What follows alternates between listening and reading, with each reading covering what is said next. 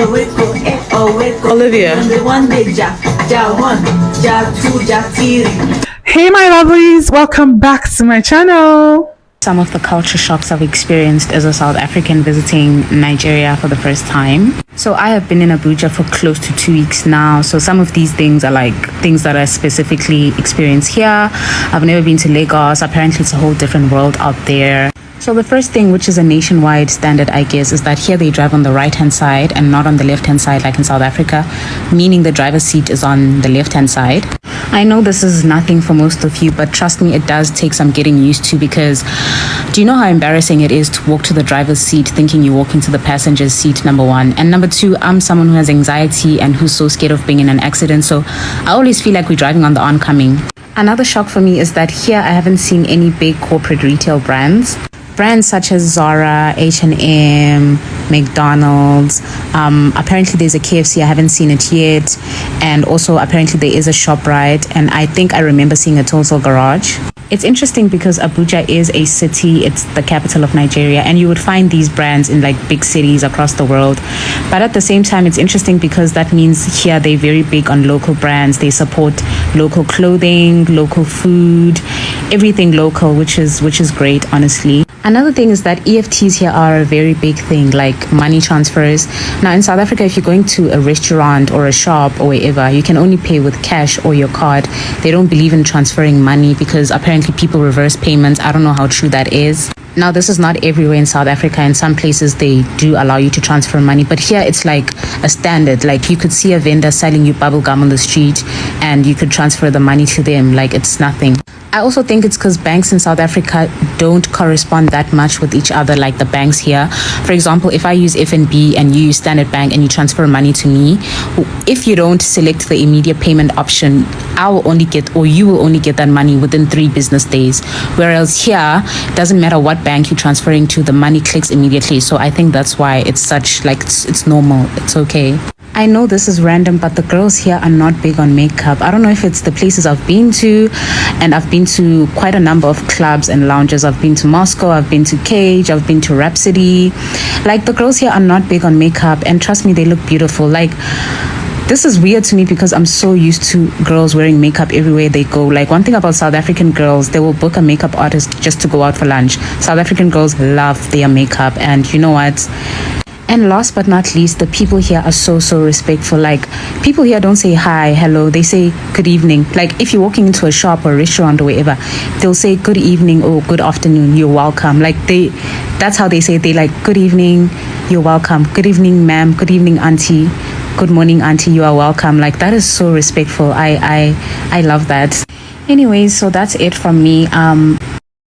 Tell you about some of the culture shocks I've experienced as a South African visiting Nigeria for the first time. So I have been in Abuja for close to 2 weeks now. So some of these things are like things that I specifically experienced here. I've never been to Lagos. Apparently it's a whole different world out there. So the first thing, which is a nationwide standard, I guess, is that here they drive on the right-hand side and not on the left-hand side like in South Africa, meaning the driver's seat is on the left-hand side.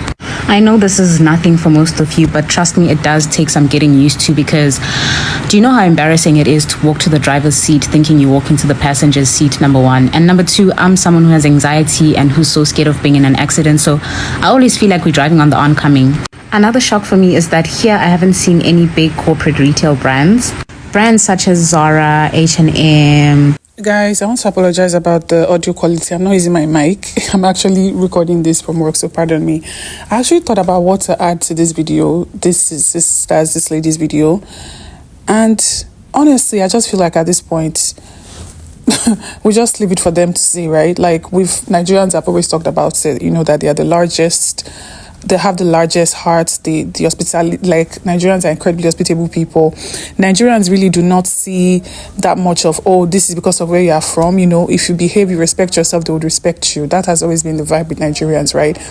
And, you know, I think when South Africans come to Nigeria, they are more blown away because of the fact that they know that if the situation was reversed and if it was a Nigerian in their country, they know that it would be totally different and that the treatment would have been completely different, or in most cases, it probably. I would still commend all people who come, you know, despite some of the negative press, but they still decide to come to the country and see for themselves, and they enjoy the vibe. And most importantly, they are not, ashamed to come out and talk about it. They don't pretend like, oh, so that not make our country look bad, but they come, they get a positive experience, and they actually talk about it. We should commend them and give them their flowers. Anyways, let me know what you guys think in the comment section. Let's move on to this other video that gave me joy today. Guys, I feel so bad, but the copyright issues did not allow me, or would not allow me, to be able to let this video run so you guys can hear her dancing and vibing to Rema's Woman, like all through.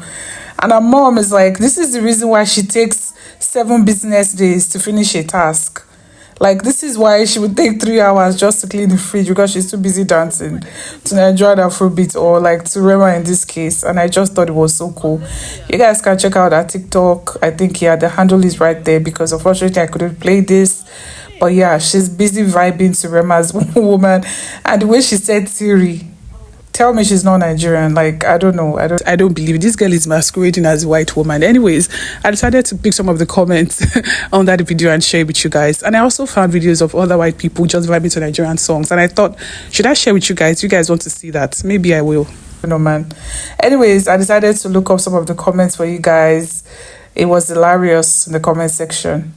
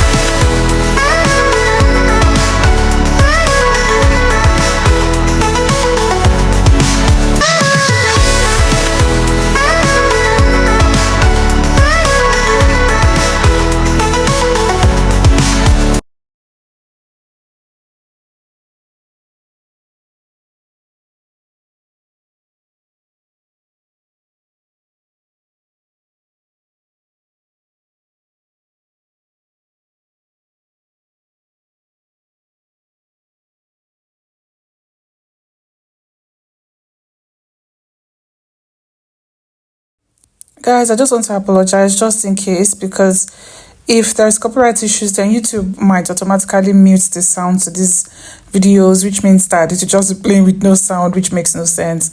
In that case, I really want to apologize in advance, guys. We try, but sometimes it's just very difficult to navigate, and I just want to share this video with you guys, so I'm sorry. Anyways, let me know what you guys think. Let me know your thoughts down in the comment section. Don't forget to like the video, and of course, do not forget to subscribe if you haven't already, and I'll see you guys in the next one. Bye, guys.